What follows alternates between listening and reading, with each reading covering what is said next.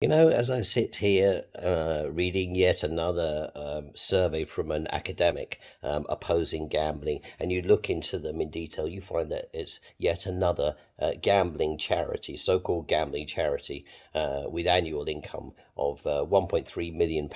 I mean, for me, the worst of all of them, the biggest offender, is Gamble with Lives, who couldn't care a monkeys about people's real lives, because consumers' rights mean nothing to Gamble with Lives. They have a one focus agenda, and that is to get gambling shut down. And they have trousered in a latest set of accounts £3.3 million, but only managed to spend £550,000. And looking at their staffing numbers, it's apparent that the vast majority went into paying their own staff, as opposed to trying to find real people with problems, that they could distribute this vast amount of money that they've got.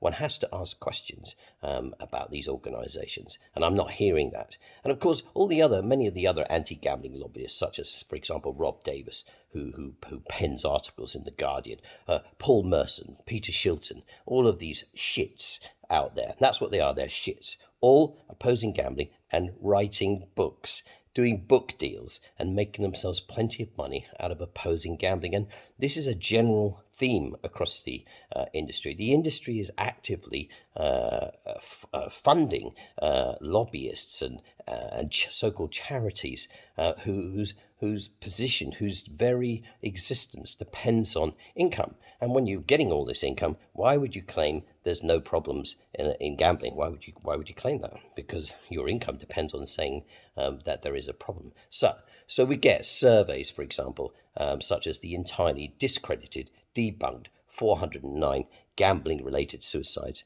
a year. Totally discredited crap, and that's what one hears about all the time.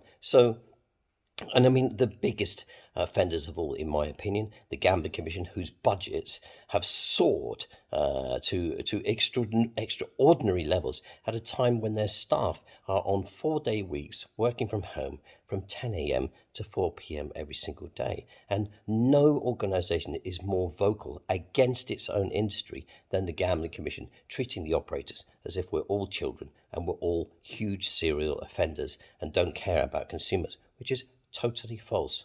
So what I would say to you is, when you hear these organizations and so-called academics telling you how bad gambling is and how we need to be modifying our ways and modifying our way of lives, take it all with a pinch of salt. Remember, they're all drawing wages.